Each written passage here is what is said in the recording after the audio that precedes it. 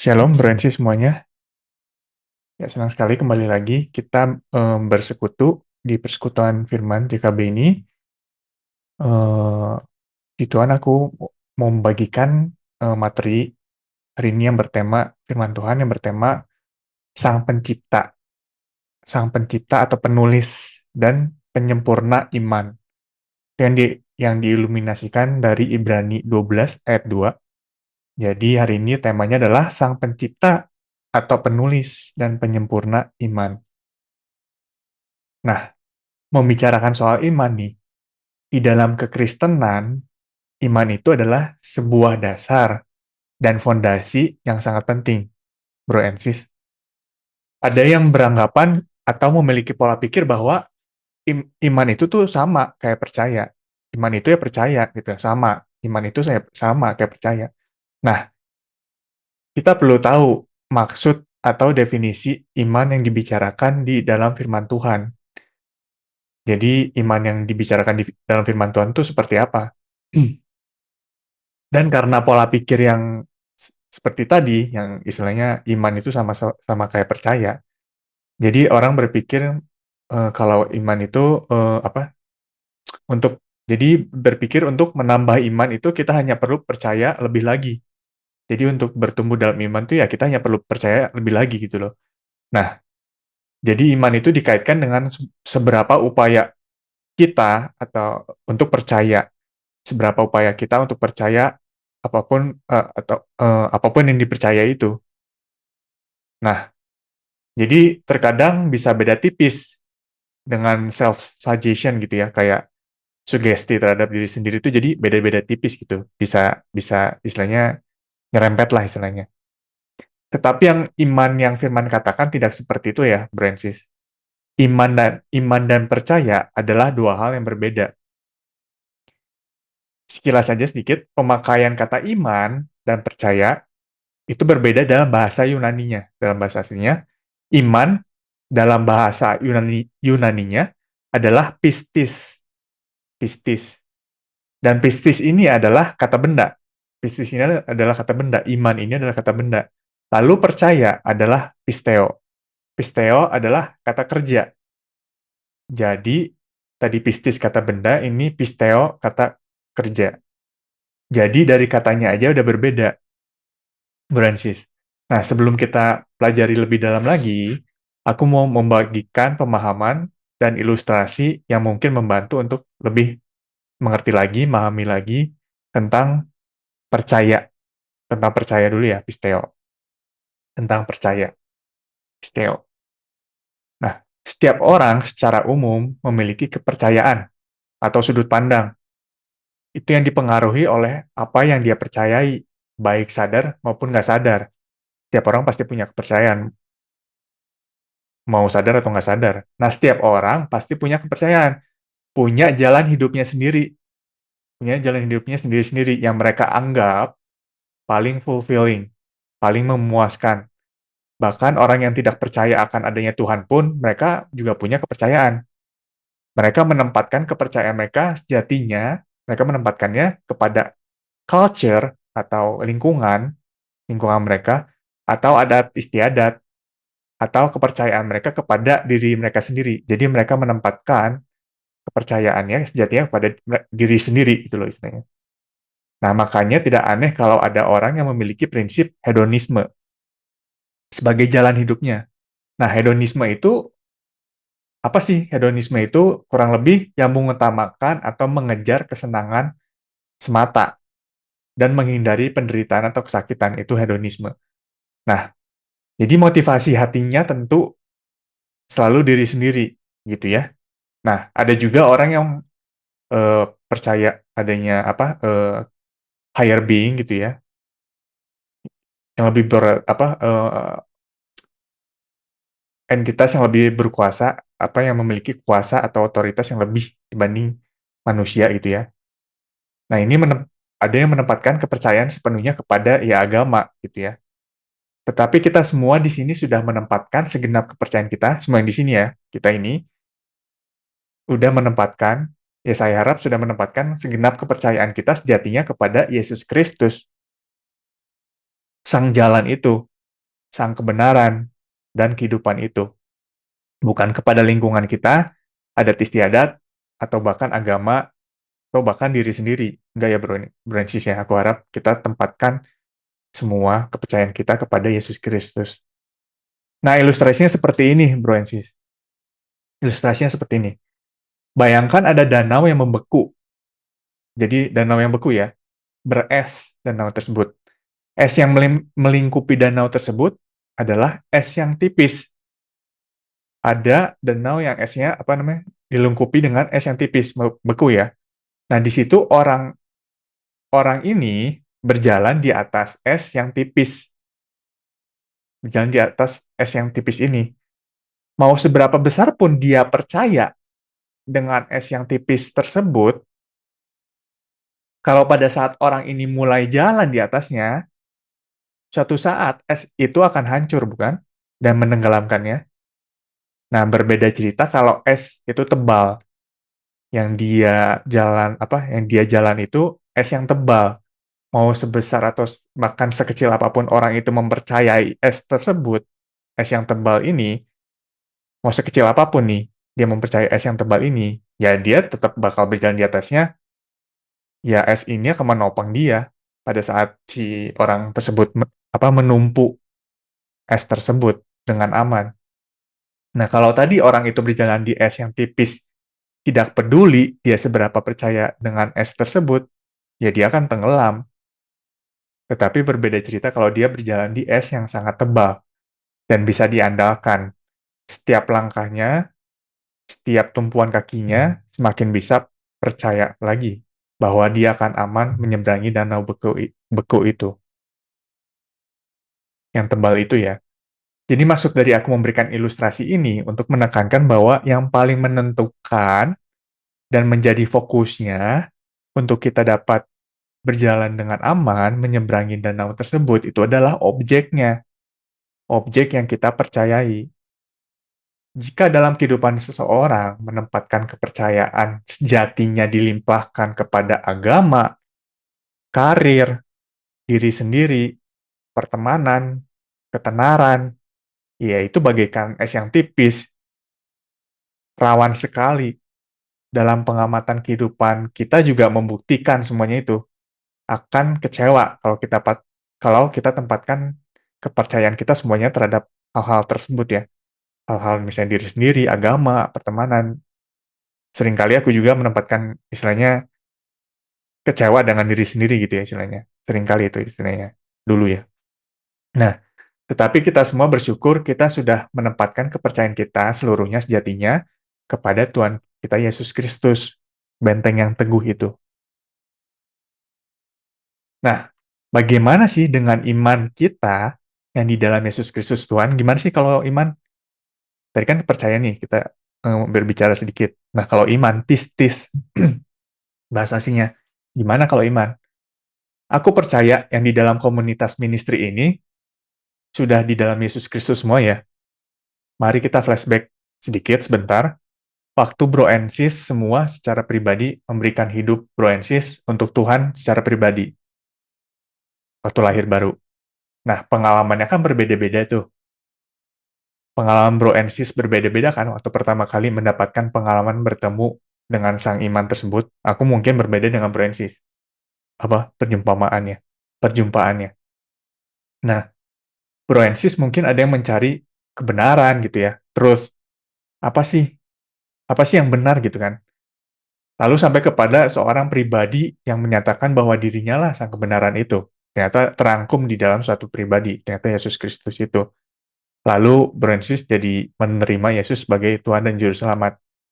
Atau ada juga yang secara supranatural bertemu sang iman sendiri melalui misalnya mimpi atau penglihatan atau mengalami perasaan yang sangat melimpah damai yang nggak masuk akal gitu. Macam-macam lah ya pengalaman kita saat pertama percaya Tuhan Yesus Kristus berjumpa dengan Dia. Tetapi yang sama dari pengalaman kita yang bermacam-macam itu apa, Bro and Sis? Apa yang sama dari pengalaman kita itu yang berbeda-beda itu? Nah, iman, kata benda itu, pistis, telah datang secara pribadi kepada kita semua. Dan iman itu yang kemudian memampukan memberi kuasa saat kita percaya. Tadi ya, pisteo ya. Jadi roh Tuhan yang terlebih dahulu menyatakan siapa dirinya dan yang mendorong hati setiap orang untuk percaya. Mari kita lihat firman-Nya di dalam 1 Korintus 12 ayat 3, ini terjemahan The Passion Translation. Oleh karena itu, aku ingin mengimpartasikan kepadamu pemahaman atau pengertian mengenai hal berikut. Tak seorang pun yang berbicara melalui roh Tuhan, Spirit of God, akan berkata, Yesuslah yang terkutuk. Tidak seorang pun dapat berkata, Yesus adalah Tuhan Yahweh, kecuali Roh Kudus berbicara melalui dia. Nah, kalau masih ingat tuh materi yang 7 roh Tuhan, Seven Spirit of God, yang lalu, yang aku pernah bagikan, itu Roh Kudus mengalirkan atau mengimpartasikan yang pertama, Roh Tuhan, Spirit of God itu, yang tertulis di sini, kedua hikmat, ketiga pengertian, keempat nasihat, kelima keperkasaan, keenam pengenalan akan Tuhan, ketujuh takut akan Tuhan atau hormat atau ketakjuban ya, ketakjuban. Nah, yang pertama itu roh Tuhan, Spirit of God ini, impartasi dan aliran iman itu, sehingga kita bisa terbujuk, terdorong, teryakinkan, kita bisa melihat bahwa dialah Tuhan dan hati kita menjadi percaya. Kita bisa meresponi, sehingga kita bisa meresponi dengan percaya. Nah, ini 1 Korintus 2 ayat 14, terjemahan The Passion. Seseorang yang hidup pada tingkat yang sepenuhnya manusiawi, yang hanya di dalam tingkat yang manusiawi, levelnya manusiawi saja, menolak pewahyuan roh Tuhan. Karena pewahyuan tersebut tidak masuk akal baginya. Dia tidak dapat memahami pewahyuan roh, karena pewahyuan tersebut hanya ditemukan melalui iluminasi roh, hanya melalui roh. Nah, dikatakan di dalam Yohanes 16 ayat 8-9 bahwa roh Tuhan atau Roh Kudus ini akan mengoreksi atau mengekspos, itu katanya kata aslinya tuh elekho, dunia mengenai dosa. Jadi Roh Tuhan atau Roh Kudus ini akan mengoreksi atau mengekspos dunia mengenai dosa, kebenaran, dan penghakiman. Mengenai dosa karena mereka menolak untuk percaya di dalam siapa diriku. Maksudnya, because they refuse to believe in who I am. Mereka menolak untuk percaya sebagaimananya aku gitu loh. Sebagaimananya aku, I am. Aku adalah, I am itu kan nama Tuhan. Nah, mereka menolak siapa Tuhan itu sebenarnya. Jadi, dari ayat-ayat tadi, kita menyadari bahwa roh Tuhanlah yang bekerja dalam membujuk, mendorong, meyakinkan, memberikan harapan kepada dunia. Dan saat orang itu meresponi iman tersebut dengan percaya, maka semua firman Tuhan menjadi miliknya. Roh Kudus bisa tinggal di dalam orang itu dan menyatu. Unity ya, union. Born from above, dilahirkan dari atas, lahir baru. Jadi pengalaman kita yang berbeda-beda itu memiliki kesamaan, yaitu sebelum kita menerima Tuhan Yesus, kita telah terekspos oleh Roh Tuhan itu, yang memberikan kita iman, menghadirkan kita iman. Nah, jadi kalau kita udah baca tuh tadi ayat-ayat sebelumnya, jadi iman itu kalau mau aku ibaratkan itu seperti iman itu datang nih. Tadi ayat-ayat sebelumnya ada mengatakan iman itu datang, dan nanti setelahnya nanti kita bisa baca ayat-ayat tentang iman. Iman itu, pistis ini adalah iman itu datang, comes di situ.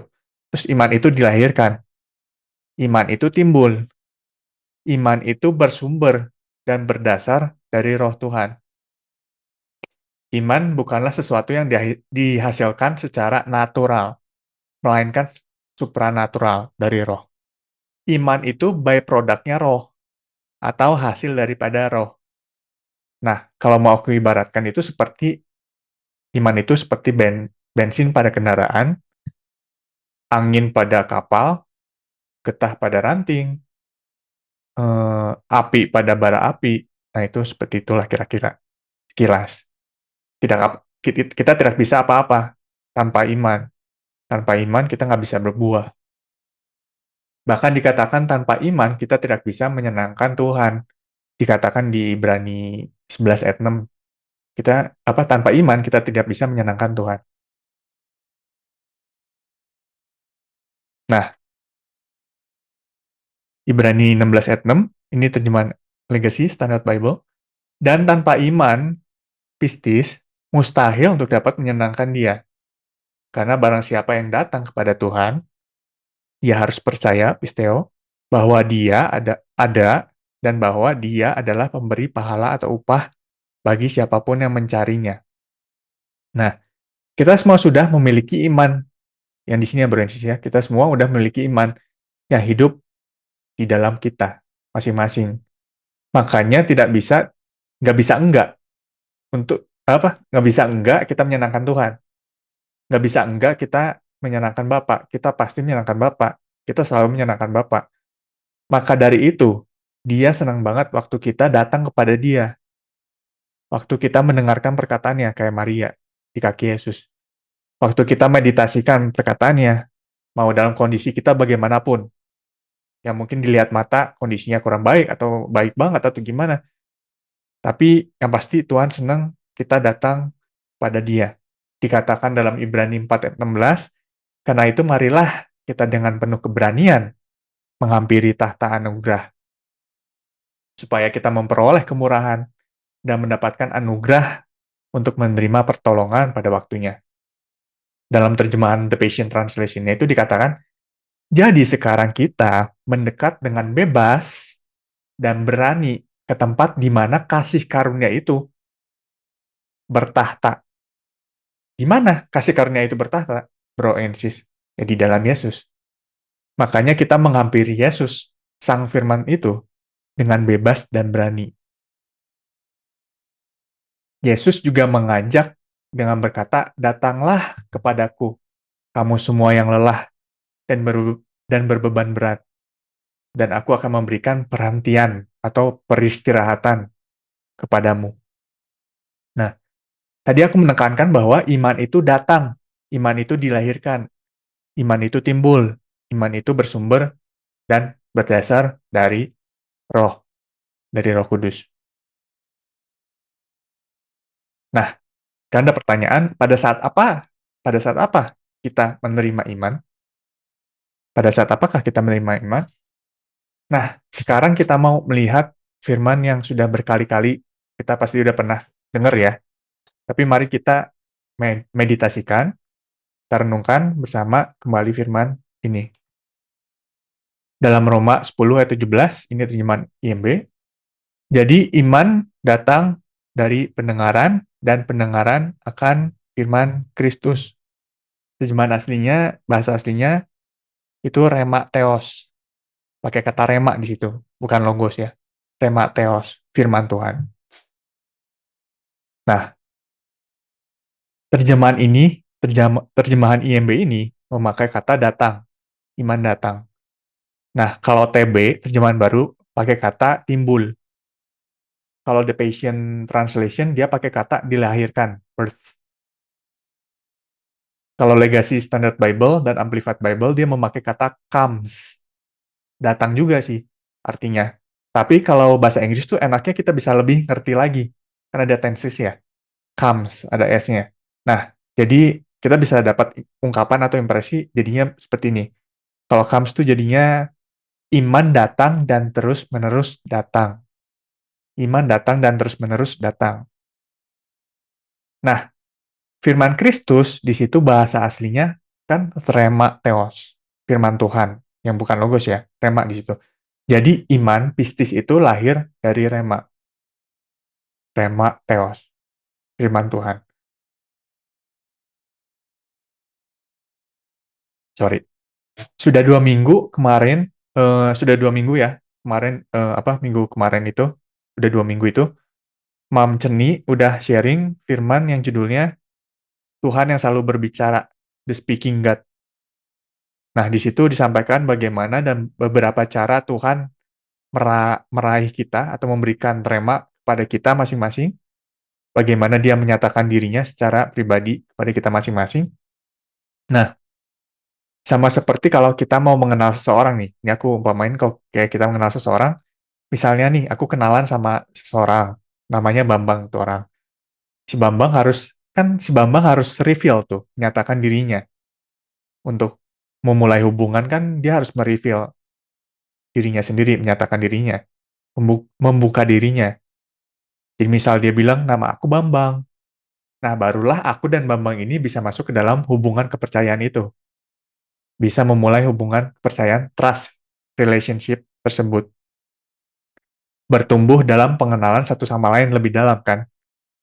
Nah, bagaimana caranya mengenal lebih dalam lagi? Ya, saling menyatakan atau membuka diri satu sama lain lebih dalam. Demikian juga dengan Tuhan. Kita tidak bisa mengenal pribadi Tuhan, kalau dia nggak menyatakan dirinya. Nah, tapi berita baiknya, Tuhan yang kita kenal itu sudah mencurahkan dirinya, sudah menampakkan dirinya, menyatakan dirinya di dalam pribadi Yesus Kristus. Jadi terangkum dalam Yesus. Dialah cerminan Bapa. Jadi karakter Tuhan itu terangkum dalam Yesus Kristus itu. Nah, dia sudah menyatakan dirinya. Sebanyak apa? Jadi pertanyaan sekarang gini, sebanyak apa sih dia udah menyatakan dirinya? Ya jawabannya yang nggak terbatas, Francis. Bahkan dia mengirim rohnya yang tidak terbatas itu untuk bersatu dengan kita, Roh Kudus, Roh Tuhan, untuk membantu kita mengenal dia lebih dalam lagi. Nah,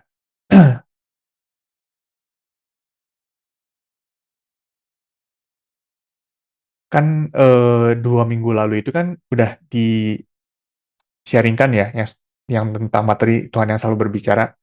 Banyak banget tuh cara untuk dia menyatakan dirinya. Nggak terbatas lah caranya, itu baru sedikit aja kemarin dari banyak-banyak caranya. Nah, tetapi aku mau menyoroti sekarang yang biasanya paling sering dan paling umum anak-anak Tuhan dapat mendengarkan suaranya atau rema, perkataannya, arahannya, tuntunannya, atau rema, yaitu dengan membaca, menyelidiki firman Tuhan, atau merenungkan, atau meditasikan firman itu. Firman itu adalah Yesus itu sendiri. Yohanes ya, Yohanes 1.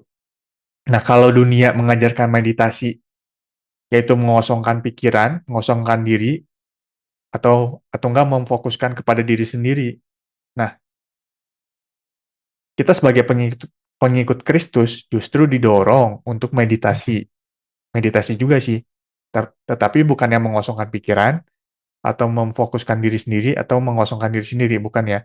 Tetapi kita fokuskan diri kita kepada pribadinya, dengan perkataannya. Pada saat itu, kita masuk ke dalam tempat peristirahatan itu. Roh Kudus mengimpartasikan iman yang adalah kehidupan kepada jiwa kita. Sehingga warisan dan kekayaan Kristus termanifestasi. Kita semakin mengerti lagi kekayaan yang di dalam Kristus, warisannya, yang sudah bersedia dan sudah di dalam kita. Nah, kita waktu merenungkan firman, kita mendapatkan kekuatan, semangat, harapan, koreksi, didikan, arahan, tuntunan, dan lain-lain ya. Banyak hikmat dan lain-lain. Dengan kasih Bapa yang mengalir melalui iman yang dari roh Tuhan aja. Jadi itu semua dengan kasih Bapa yang mengalir melalui iman yang dari roh Tuhan aja. Nah, ini ada quotes dari James Augie dalam bahasa Inggris, tapi saya udah terjemahkan kira-kira begini dalam bahasa Indonesia yang jadinya. Jiwa adalah kehidupan bagi tubuh. Iman adalah kehidupan bagi jiwa. Dan Kristus adalah kehidupan bagi iman. Pembenaran melalui iman dalam kebenaran Kristus adalah rantai emas yang mengikat dunia Kristen dalam satu tubuh. Jadi jiwa adalah kehidupan bagi tubuh. Dan kehidupan bagi jiwa adalah iman. Kehidupan bagi iman itu adalah Kristus. Gitu loh. Baik lagi ke Kristus. Nah, kita dibenarkan melalui iman saja. Sama yang seperti Galatia 2 ayat 16 katakan, semua sudah selesai di kayu salib. Waktu kita meresponi iman tersebut dengan percaya, kita dibenarkan, diperdamaikan. Hubungan kepercayaan itu pulih.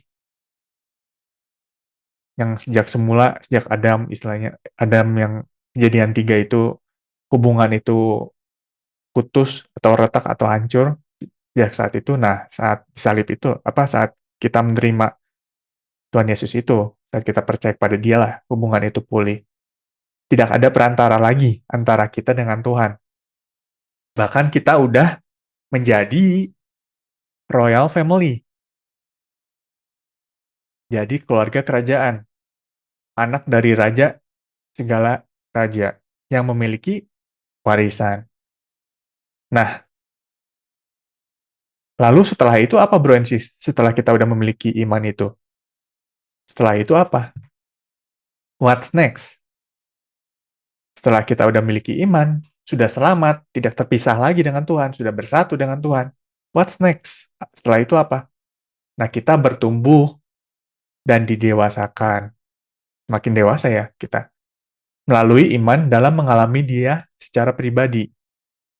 Jadi kita bertumbuh dan dewasa dari hubungan kepercayaan itu, trust relationship itu yang sudah ada dengan Tuhan yang semakin dalam. Nah, tentu kita bisa belajar dan mendapatkan hikmat melalui pengalaman masa lalu ya, Brancis. Kita bisa dapat hikmat dari pengalaman masa lalu. Belajar juga atas apa yang udah terjadi. Atau enggak kita belajar dari orang lain, pengalaman orang lain. Tetapi terlebih lagi nih, Brancis, yang mau aku tekankan, kita bisa belajar idealnya tuh dari firman Tuhan. Idealnya sebagai anak Tuhan, kita belajar dan dididik dari firman-Nya, perkataannya Bapa.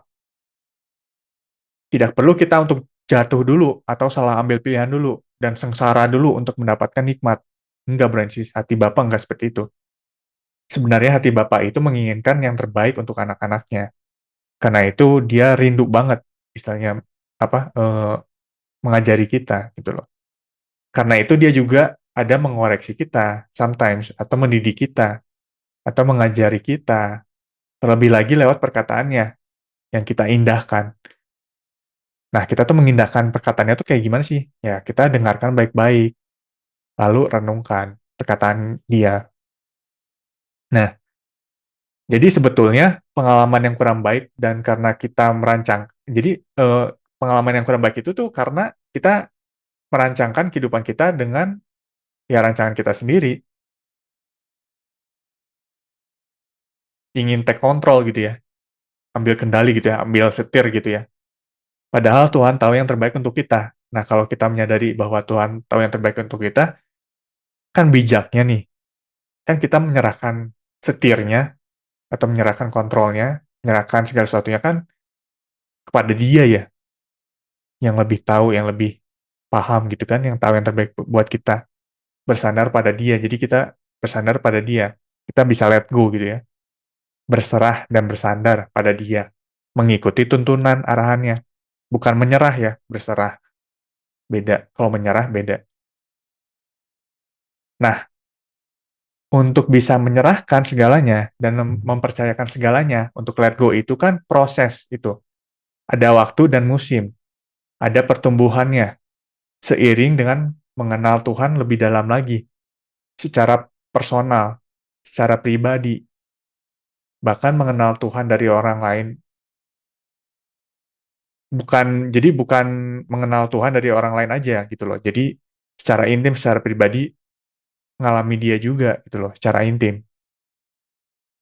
Sama kayak istilahnya sama kayak hubungan antara laki-laki dan perempuan lah ya, antara pria dan wanita ketika ingin kenalan gitu ya, ingin kayaknya menarik gitu kan. Menarik itu kan semakin dalam tuh hubungan istilahnya.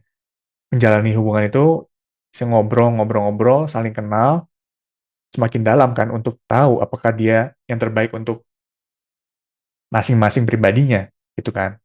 Nah, dengan Tuhan juga Tuhannya udah mengenal kita sangat detail, tahu hati kita sampai sedalam-dalamnya, tahu jumlah rambut kita bahkan. Tapi kan kita butuh, ya kita kan istilahnya eh, kita kan istilahnya kitanya yang perlu bertumbuh di dalam pengenalan akan Dia, gitu loh.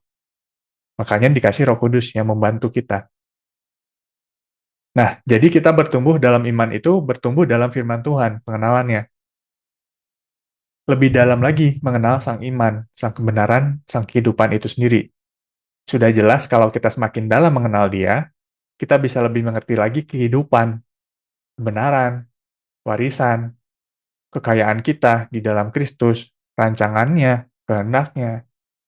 Nah, gambarannya itu tuh gimana sih iman itu bertumbuh dalam hubungan kepercayaan ini atau trust relationship ini?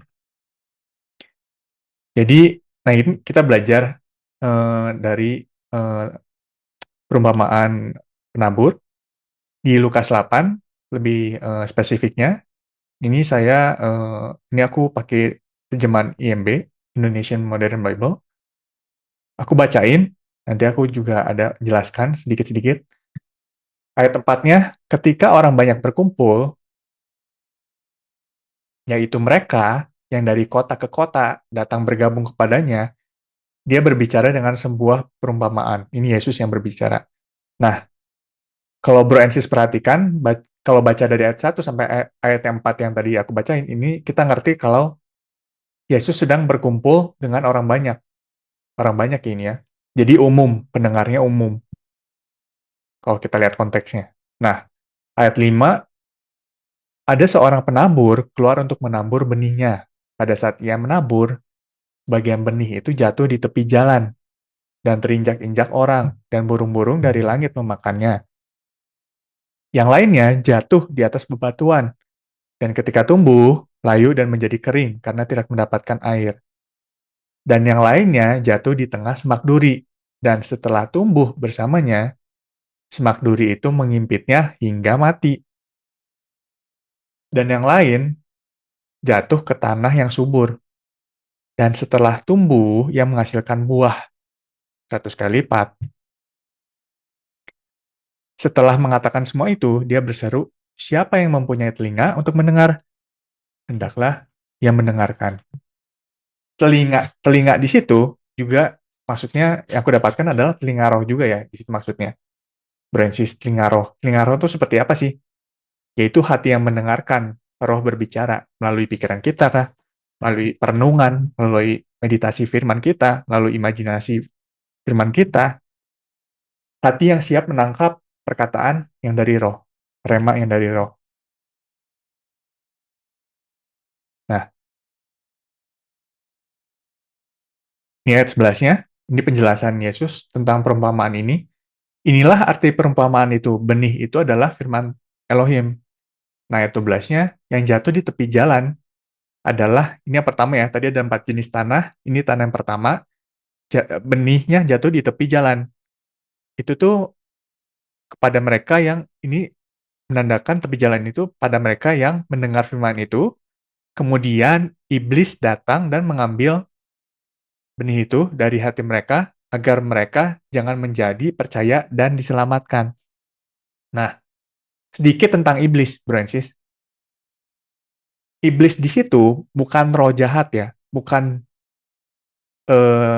evil spirit. Di situ katanya devil atau devil, Satan itu sama, istilahnya evil spirit. Nah, jadi ini bukan evil spirit, bukan roh jahat ya.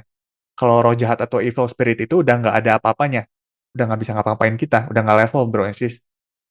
Nah, kalau devil atau setan atau iblis, di sini pengertiannya apa sih untuk kita sekarang bagi yang udah lahir baru, terima karya salib? Nah, iblis di situ adalah pola pikir yang belum diubahkan, pola pikir yang tidak sesuai dengan pikiran Kristus yang sudah tersedia di dalam Roh Kudus, di dalam kita. Nah, seperti kayak misalnya di Matius 16 ayat 23, di situ tuh Yesus menubuatkan bahwa dia lagi ngomong tuh sama murid-muridnya. Di situ Yesus menubuatkan bahwa dirinya akan dibunuh dan 3 hari kemudian akan bangkit kembali. Nah, setelah Yesus ngomong gitu, Petrus tuh ngomong, kepada Yesus itu. Selamatkan dirimu Tuhan, jangan sampai hal ini terjadi padamu. Nah, itu di ayat 23-nya, Matius 16 ayat 23-nya. Yesus kan berkata begini, "Enyahlah dariku, hai setan, engkau adalah sandungan bagiku, karena pikiranmu hanya dipenuhi dengan sudut pandang manusia dan bukan jalan Tuhan." Nah, di situ Yesus itu kan gak lagi berkata bahwa ternyata setan itu adalah Petrus, gitu kan? Setan itu adalah Petrus. Tetapi setannya itu adalah pola pikirnya, bukan pribadi Petrusnya. Jadi Satan atau devil itu seringkali diterjemahkan juga dalam firman itu esensinya adalah musuh, adversary, pola pikir yang bermusuhan dengan kehendak Bapa. Pola pikir yang bermusuhan dengan kehendak Bapa. Jadi bukan Petrusnya ya. Jadi di sini iblis itu ya pola pikir yang tidak sesuai dengan kehendak atau pikiran Kristus atau Bapa. Nah, ini tanah yang kedua yang jatuh di atas bebatuan adalah mereka yang ketika mendengarkan, menerima firman dengan sukacita. Ya udah dengarkan, menerima firman itu dengan sukacita. Tetapi mereka tidak berakar, tidak direnungkan gitu ya. Mereka percaya untuk sesaat aja. Dan ketika masa percobaan tiba, ya mereka undur. Nah, ini yang ketiga, tipe yang ketiga. Yang jatuh ke semak duri adalah mereka yang telah mendengarkan, dan ketika bertumbuh, mereka diimpit oleh kekhawatiran dan kekayaan, serta kenikmatan hidup, sehingga mereka tidak menghasilkan buah yang matang. Ada distraction ya, ada halangan gitulah, ada gangguan. Sorry. Nah, ayat 15-nya, ini tanah yang jenis yang terakhir, yang jatuh di tanah yang subur. Mereka yang setelah mendengarkan firman, mereka menyimpannya dalam hati yang baik dan jujur, mereka bertekun dan menghasilkan buah. Jadi, setelah Anda mendengarkan firman, mereka menyimpannya dalam hati, renungkan, di meditasi, diimajinasikan, gitu ya. Yang baik dan jujur, mereka bertekun, diteliti tuh, istilahnya didalemin tuh firmannya, dan menghasilkan buah. Nah,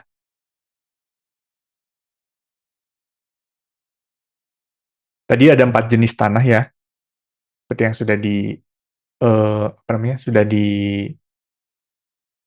dibacakan dari Lukas itu, yang ayat 11 sampai 15-nya itu sudah menceritakan jenis-jenis tanahnya.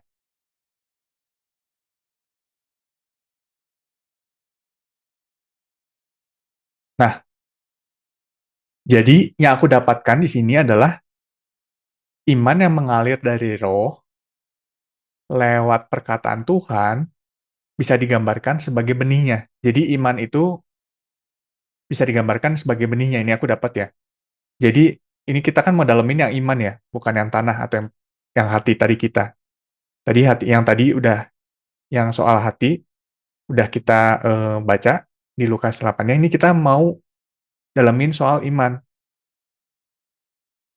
Kalau aku bayangkan, yang aku dapetin tuh jadi bisa digambarkan iman itu ya benih itu yang mengalir dari roh lewat perkataan Tuhan, rema. Nah, kalau tanah itu, kan tadi kan sudah dikatakan tanah itu menggambarkan respon percaya atau pisteonya di dalam hati setiap orang. Ada 4 jenis tadi ya, yang sudah dibaca: tepi jalan, tanah berbatu, semak duri, tanah yang subur. Nah, kita mau dalemin yang iman dulu sekarang. Kan yang tadi kan tanah, hati. Nah, kita sekarang dalemin iman supaya lebih kebayang lagi gitu, lebih paham lagi, lebih ngerti lagi. Dan ini aku pakai ilustrasi ya, supaya lebih ngerti lagi. Jadi aku pakai ilustrasi, aku lambangkan sebagai benih ya, branches iman itu, yang timbul dari pendengaran firman Tuhan atau rema ini. Nah, waktu kita baca firman atau mendengarkan firman, iman itu datang dan kita percaya. Ibarat ibaratnya tuh benih itu telah disebarkan kepada hati jiwa kita yang subur itu.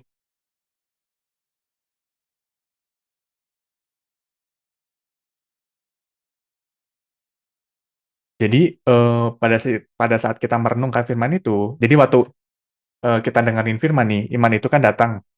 Waktu kita percaya iman itu kan datang. Iman itu datang dan kita percaya. Nah, ibarat itu tuh benih itu telah disebarkan tuh kepada hati jiwa kita yang subur itu.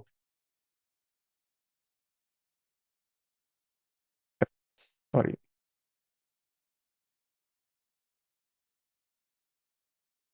Nah, lalu pada saat kita merenungkan firman itu, lebih lagi atau dalami lagi firman itu, ibarat kita sedang menyirami, memberikan pupuk, atau enggak memberdayakan benih itu. Nah, secara bersamaan, Roh Kudus mengalirkan pengertian. Itu kan secara bersamaan, Roh Kudus itu kan mengalirkan pengertian, hikmat, pengetahuan, pengenalan, kuasa. Ya ibarat ya ibaratnya kan air kehidupan yang diserap dan tersalurkan kepada benih itu hingga tumbuh menjadi pohon yang besar,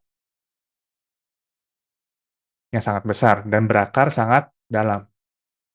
Nah, jadi Tuhan menaburkan benih yang sama pada kita semua. Benih yang dari Tuhan, dari dirinya sendiri, dari rohnya. Iman yang dari Tuhan, iman yang daripadanya. Misalnya nih ukurannya kan sama semua nih. Anggap sekecil biji sesawi nih. Tetapi pertumbuhannya kan bisa berbeda-beda, Bro and Sis. Nah, contoh begini. Aku kasih contoh pengalaman aku pribadi. Jadi, kejadian waktu akhir tahun lalu, sekitar September-Oktober, aku baca Injil Yohanes pasal 19. Waktu aku baca, kan itu kan di bagian Yesus yang lagi mikul salib tuh, berjalan menuju Golgota. Nah, aku kan merenungkan tuh, tiba-tiba datanglah penglihatan. Aku melihat figur Yesus. Tidak sedetail yang sampai bisa ngeliat yang wajahnya gitu. Nggak sejelas itu, gitu loh. Tapi aku di situ melihat, nah itu kan orang-orangnya banyak ya di situ. Di seputaran jalan itu. Nah, waktu aku pada saat lihat dia pikul salib, itu di balik penderitaannya dia, di balik penderitaannya Yesus, dan kesakitannya itu, di baliknya itu tuh, aku melihat dari dalam tuh, hatinya, itu memancar dari dalam Yesus, mancar sukacita yang berlimpah di balik penderitaan dan kesakitan itu. Nah, aku mendapatkan impresi tuh, bahwa dia sukacita penuh karena pengorbanannya itu, karena akan membawa kita semua kepada dirinya. Dia istilahnya fokusnya di situ. Dia istilahnya mengetahui bahwa di dalam pengorbanannya dia, itu akan membawa kita kepada dia, pada dirinya sendiri. Nah, iman itu datang tuh. Nah, aku teryakinkan tuh. Dan ngerasain juga sampai terharu gitu ya waktu itu ya. Nah, ini menjadikan bukti kepada diri aku sendiri bahwa aku ngalami dia gitu. Nah, besoknya tuh aku hanya cerita aja, cerita curhat aja sedikit ke Mam Ceni ya. Karena aku tahu dia peka dan kebetulan lagi ngobrol-ngobrol juga sama dia. Nah, tetapi aku nggak cerita ke siapapun lagi. Karena pada saat itu, karena aku kan belum dapet ya base firmannya. Aku nggak tahu ada nggak base firmannya. Nggak tahu ada dasar firmannya atau enggak. Jadi, firman yang bagian Yohanes 19 itu menimbulkan iman. Itu yang akhirnya tumbuh. Di dalam aku tuh tumbuh. Berakar gitu ya. Nah, pada hari Senin lalu tuh, Senin yang kemarin nih, Senin kemarin, minggu kemarin, berarti udah sekitar 9 bulanan ya, sejak saat terakhir itu, yang aku baca Injil itu, pengalaman itu. Udah 9 bulan tuh, sejak saat itu, aku lagi baca firman Tuhan tuh Senin kemarin. Di dalam Ibrani 12, ayat 3, versi The Passion Translation, ada berkata begini, Ibrani 12 ayat 2 kayaknya. Karena hatinya terfokuskan pada kegembiraan atau sukacita mengetahui bahwa kamu akan menjadi miliknya. Dia menanggung penderitaan salib dan menaklukkan penghinaannya. Nah, waktu aku baca itu, ini seneng banget tentu. Kayak, wah, ada ya gitu firmannya. Waktu aku baca, Yohanes tahun lalu itu kan aku belum pernah baca ya firman ini. Tapi bisa ngalami gitu ya penglihatan itu. Nah, pengalaman Senin kemarin itu membuat iman mengenai pengorbanan Yesus yang ada di dalam diri aku itu yang udah berakar itu, ya semakin berakar lagi lebih dalam dari pengalaman itu kan. Nah, jadi intinya firman yang sama pun kita bisa mendapatkan kekayaan Kristus yang lebih dalam lagi. Misalnya firman Yohanes 19 tadi kan aku baca dan renungkan. Bransis kan juga renungkan, juga kan dapatnya bisa berbeda-beda nih. Aku dapatnya Yohanes 19 dapatnya ini, misalnya Bransis dapatnya ini, kan bisa beda-beda. Nah, jadi sekarang bertumbuh dalam iman itu berkaitan dengan seberapa banyak firman Tuhan itu, rema itu, yang tertabur di dalam hati kita. Yaitu seberapa banyak iman yang kita responi dengan percaya, dan diberi air kehidupan yang dialirkan Roh Kudus saat kita merenungkan dan mendalami, dan iman itu akan berakar dalam hati kita. Nah, tentu tidak instan ya bro and sis ya, nggak instan, ada musim dan waktu. Musim setiap orang berbeda-beda juga. Nah, jadi lebih ke benih yang bertumbuh. Benih yang bertumbuh berakar sangat dalam, kalau ngomongin soal iman ya. Di dalam jiwa kita, berakar sangat dalam sehingga iman itu menguasai kehidupan kita. Iman yang kita percayai adalah yang kita hidupi, bro and sis. Semakin dalam iman itu berakar, semakin iman itu memampukan kita untuk bergerak dari kemuliaan hingga kepada kemuliaan yang lebih besar. Kembali lagi firman-Nya lah, iman daripadanya lah yang memampukan kita. Karena itu sesuai tema hari ini, di dalam Ibrani 12 ayat 2, bawahnya adalah the passion, iman membawa harapan kita pada realitas dan menjadi fondasi yang dibutuhkan untuk memperoleh hal-hal yang kita rindukan. Semua itu adalah bukti yang diperlukan untuk membuktikan apa yang masih belum terlihat. Jadi tadi terjemahan IMB berkata iman adalah dasar dari segala sesuatu yang kita harapkan dan bukti dari segala sesuatu yang kita tidak lihat. LSB dia memakai kata jaminan dan dorongan yang meyakinkan. Kalau the patient dia pakai kata fondasi yang dibutuhkan. Itu adalah bukti, pakai kata bukti juga. Jadi kita bisa lebih ngerti lagi ya. Semoga kita bisa lebih ngerti lagi dari setelah tadi aku jelaskan apa itu iman dan percaya itu kan beda. Nah, jadi iman itu yang adalah dasar, jaminan, dorongan yang meyakinkan, fondasi yang dibutuhkan, semuanya itu dilahirkan dari roh saat berinteraksi dengan Tuhan kita. Dari exposure dengan sang terang itu. Waktu sedang kita terekspos dengan sang kebenaran, sang terang itu. Nah,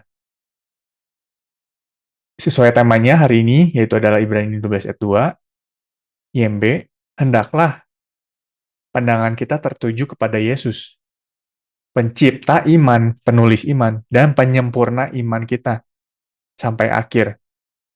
Dia telah mengabaikan kehinaan dan tekun memikul salib untuk menerima sukacita yang telah disediakan baginya. Dan dia sekarang duduk di sebelah kanan tahta Tuhan. Atau yang terjemahan, the passion-nya, kita berpaling dari alam alamiah dan kita memusatkan perhatian dan pengharapan kita kepada Yesus yang melahirkan iman, birth faith, dalam diri kita. Yesus yang melahirkan iman dalam diri kita dan menuntun kita maju, yang menuntun kita dia kepada kesempurnaan iman. Contohnya adalah ini, karena hatinya terfokuskan pada sukacita mengetahui bahwa ini waktu aku baca The Passion Translation Ibrani 12 ayat 2 ini, yang penglihatan aku ini, yang waktu aku baca bawahnya ini, aku kaget. Karena hatinya terfokuskan pada sukacita, mengetahui bahwa kamu akan menjadi miliknya, yang menanggung penderitaan salib dan menaklukkan penghinaannya, dan sekarang duduk ditinggikan di sebelah kanan tahta Tuhan. Nah, jadi ya luar biasa ya. Jadi dia sendiri yang melahirkan iman itu. Dari dia datangnya iman itu. Nah, Roma 1 ayat 17 Amplified, ini dalam bahasa, sebab kebenaran Tuhan dinyatakan di dalam Injil, yang daripadanya melahirkan atau menurunkan dari iman dan menuntun kepada iman. Diungkapkan atau dinyatakan dengan cara yang sedemikian rupa, jadi iman itu diungkapkan dan dinyatakan dengan secara sedemikian rupa iman itu, yang kemudian membangkitkan iman lebih lagi. Kalau di terjemahan IMB itu, kalau nggak salah, dari iman kepada iman. From faith to faith. Jadi, sebab kebenaran Tuhan dinyatakan di dalam Injil, di dalam kebenarannya. Yang daripadanya melahirkan atau menurunkan iman. Jadi, dari Injil, kabar baik, dari firman Tuhan, dari Rema, itu menurunkan iman. Melahirkan iman. Dan menuntun kepada iman. Kemudian membangkitkan iman lebih lagi. Sebagaimana ada tertulis dan tetap tertulis selama-lamanya, orang yang adil dan jujur akan hidup oleh iman. Jadi kita bukan hidup oleh perasaan, bukan hidup oleh kehendak sendiri, pikiran sendiri, atau rancangan sendiri. Dikatakan kan, rancangan kita bukan rancangan Tuhan, bukan rancangan kita, gitu kan. Jadi kesimpulannya aja langsung, dari firman Tuhan itu, yang adalah kebenaran Tuhan, lahirlah iman, dan tidak berhenti sampai itu aja. Iman itu menuntun dan membangkitkan iman yang lebih lagi. Jadi nyata bahwa apa yang dinyatakan di dalam Roma 11 ayat 36, bahwa sebab segala sesuatu adalah dari Dia, oleh Dia, dan kepada Dia. Bagi Dialah kemuliaan sampai selama-lamanya. Amin. Nah, dan sama dengan kata bahasa Indonesianya, kata bahasa Indonesia nih, kata sama kayak kata bersepeda, bersepeda, beriman itu juga sama kayak bersepeda itu. Jadi kalau aku mendengar kata beriman, itu yang di dalam pikiran aku tuh, jadi dalam bahasa Inggrisnya tuh using faith, menggunakan iman. Tadi kan iman tuh kata benda tuh, pistis, bukan kata kerja, Brancis. Berbeda sama percaya ya. Iman itu berbeda dengan percaya di dalam kekristenan. Nah, sama dengan kata bersepeda. Artinya kan bersepeda itu kan artinya memakai sepeda untuk pergi ke bla bla bla bla, gitu ya. Memakai untuk pergi ke bla bla bla bla. Nah, kalau beriman itu juga di dalam pikiran aku adalah artinya juga sama, maksudnya artinya memakai iman, kata benda tadi pistis ya, memakai iman untuk akses misalnya bla bla bla bla gitu kayak. Nah, jadi kalau ada orang yang mengatakan beriman, beriman, beriman gitu kan, yang ada di dalam pikiran aku tuh ya adalah memakai iman yang sudah berakar di hati, yang sudah berakar di hati kita dari rema itu, dari firman Tuhan itu. Bukannya percaya, percaya, percaya, bukan gitu ya. Tapi beriman itu ya seperti itu. Contoh sederhananya nih, contoh sederhananya. Ada yang mengatakan, kamu kok kayaknya sial terus sih, sepertinya. Atau enggak pikiran kamu sendiri, pikiran kita sendiri justru misalnya yang berkata begitu ya, kok kayaknya aku sial terus, sepertinya gitu ya istilahnya. Nah, sebelum kata-kata itu bersaring atau berjaring istilahnya berakar di dalam jiwa hati kita, sebelum kata-kata itu istilahnya tertanam, itu tuh ada perisai iman dulu, ada perisai iman yang sudah siap sedia itu menepis itu, yang sudah siap sedia menepis itu. Roh Kudus yang di dalam kita, Roh Kudus yang di dalam kita itu akan memunculkan di pikiran kita iman yang sudah tertanam di hati hati kita. Misalnya kan berkat ada di atas kepala orang benar. Kebaikan dan kemurahan selalu mengikutiku karena dia ada di dalam aku, gitu kan.